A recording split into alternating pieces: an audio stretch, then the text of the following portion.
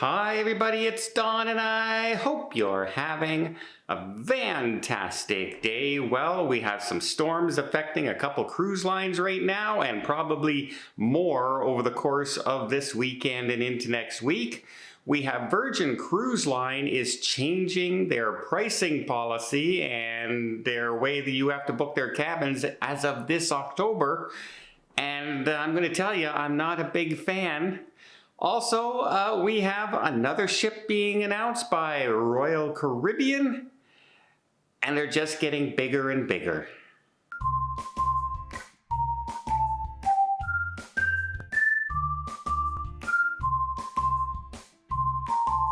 So first off, we have a tropical storm that's building up around Bermuda and the Bahamas, and it's already affecting cruise ships. For instance, the Disney Wish, which is leaving today, is now changing its Nassau stop and going to another destination instead. We also have the Star of the Seas that just launched, the biggest cruise ship in the world. And yeah, she is going to be changing her entire itinerary from an Eastern Caribbean, which was supposed to go a perfect day at Coco Cay, then St. Thomas, then St. Kitts, and now it's doing a Western Caribbean where it's going to go up into Cozumel and up into Roatan and Costa Maya. A completely different itinerary than what was planned, but it's all to avoid an approaching storm that's building there, plus a hurricane that seems to be on the way. Hopefully it doesn't get too severe and doesn't cause too much issues with other cruise lines and etc. It's hurricane season still, folks. It's near the end. We're starting to get near the end, but we're still in it till middle of October, end of October. So yeah, always have to be aware of the weather at this time of the year. So right now there's the Icon of the Seas and the Star of the Seas, and now they're building the Legend of the Seas. Well, they just signed another contract for in 2028 to build the fourth Icon class ship. That's right, they're going bigger and bigger and bigger with Royal Caribbean, and it gets larger and larger and more people on the ships, which may surprise a lot of people that we just had the crime statistics for the second quarter come out, and Royal Caribbean is leading the way for crimes on a cruise ship right now. Many people, when I ask them, hey, who do you think has the most crimes on a cruise ship? The first instinct is, well, Carnival, because of the fighting and the drinking. It's Royal Caribbean actually has the most crimes on board, which kind of makes sense when you think about it, strictly because of a per person basis, right? They have one ship that holds nearly 7,000 people, right? And now they have 3 of those ships, plus 6 Oasis class ships. Yeah, they just have a ton of people on those ships, so of course there's gonna be some ne'er-do-wells doing some bad things on the cruise ships. The more populace you have, the more chance of crime happening, right? It's just a law of nature, shall we say. So, yep, Royal Caribbean right now is unfortunately leading the way in the crime statistics on the cruise ships.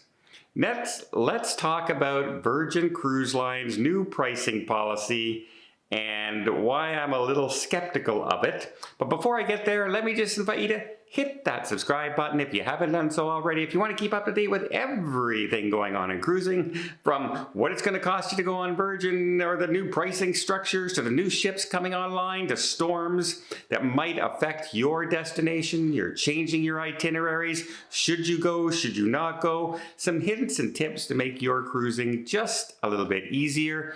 The more knowledge you know, the better off you are, and I hope to keep you as best informed I can. It doesn't cost anything when you hit that subscribe button, but boy, it certainly helps the channel out, and I really do appreciate it. All right, Virgin Cruise Line, as of October 7th, is changing the way they are structuring their booking.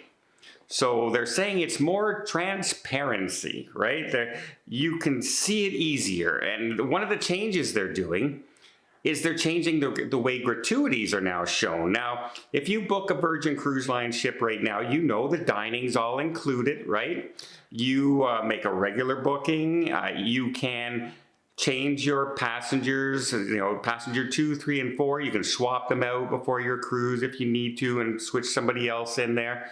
Standard things like that. Basic Wi-Fi is included, which means you can just search, open your emails, etc. And gratuities are also included in the price, which a lot of people really appreciate, that they're not seeing this daily charge when they're on a cruise ship. Well, that's all about to change because as of the October 7th, they're now bringing out a new pricing tier. Now, it's not really affecting the suite category, the Rockstar categories, but you're going to have your base fare, which the big changes for that is now you're not allowed any name changes. You're not allowed to change your cabin or change your dates. If you're booking a base fare, you're locked in. You cannot change your cabin. You cannot change out your guest number 2 or 3. You are stuck there. Also, dining reservations can only be made 15 days ahead of time.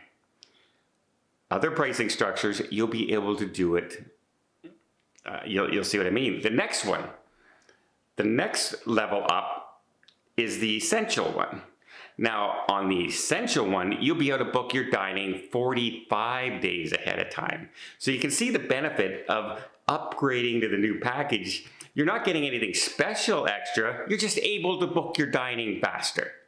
And you won't be locked out of your favorite restaurants when you're on there. Plus, you'll have the next level of Wi-Fi service, which means you can now, maybe check a video out here and there. You won't be able to stream yet, but you might be able to check some stuff. It's a lot faster. And you can change out guest 2, 3, 4 in the stateroom. Guest 1 still has to stay there, but you can switch out the other guests. And finally, they're premium. Now the premium will upgrade you to faster Wi-Fi where you can stream, etc. Plus it's 2 devices instead of just 1. You'll be able to book your dining 60 days ahead of time. You'll also get a $15 premium drink package, a $15 drink per day per person. That's how their drink packages work there. It's $15 is what you get, a $15 credit. And of course, you can now also switch out all the cruise passengers and change your cabins, etc. And by using a future cruise voucher. They'll give you a future cruise voucher and then you move it over to another date, another sailing if you have to. So basically, if you're going to the base fare, the cheapest fare of all, you're possibly being locked out of all the dining because people have 60 and 45 days ahead of you to book the dining. And you cannot make any changes whatsoever. So you can't change your cabin. Oh, I noticed, by the way, my travel agent booked me in and I'm in a connecting cabin. I don't want to be in a connecting cabin. Can I move? No, you can't. You can't do it. So those are some problems a little bit I have. It's kind of breaking it into a structure where I just want to book my cabin. And if I want to change my cabin to the same cabin category, I should be able to do it. If I'm booking a base fare here, you can't do it. You can't do it. So a little bit worried about that. Next, they're also now saying that gratuities will be now shown as a line item on your sailing. As of now, it's going to be $20 if you prepay your gratuities, $20 a day per person. If you wait till you're on the ship, it's going to be $22 per day per person in the standard cabins. So they're incentivizing you to pay in advance, and they're charging you more if you don't.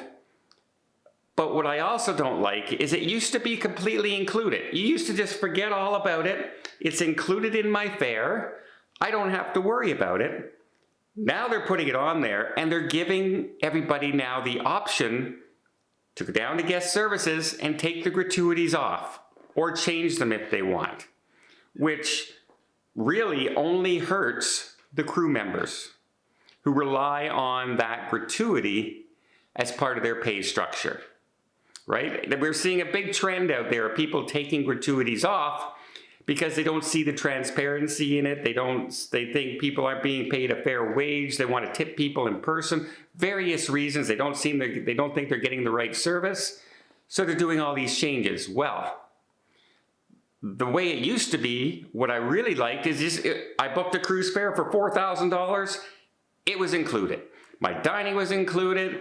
My gratuities were included. Everything's there. That's my price. I don't have to think about it. I don't have to worry about it. And every year they're not coming out and saying, by the way, gratuities are going up 50 cents a day per person this year. We're now going to start seeing that with Virgin again, where we didn't see it before. And by the way, $22 a day per person is one of the highest gratuity rates in the cruise industry for standard cabins. Just saying. Well, that's some changes Virgin is doing. I'm not a fan. Let me know in the comments down below. Do you think this is a better way to do it? Or do you like the way they used to do it where everything was equal and gratuities were just part of the cruise fare? Dining was all included. You just booked it the same as everybody else? Or now you have to pay different if you want to guarantee? It just seems more complicated. It seems, yeah. I'm not a big fan, as you can tell. Well, I hope you appreciate this video. If you did, please give it a thumbs up. Want to see more tips, more tricks, more travel blogs from around the world? Hit that subscribe button. Until next time, have yourself a safe and a great vacation.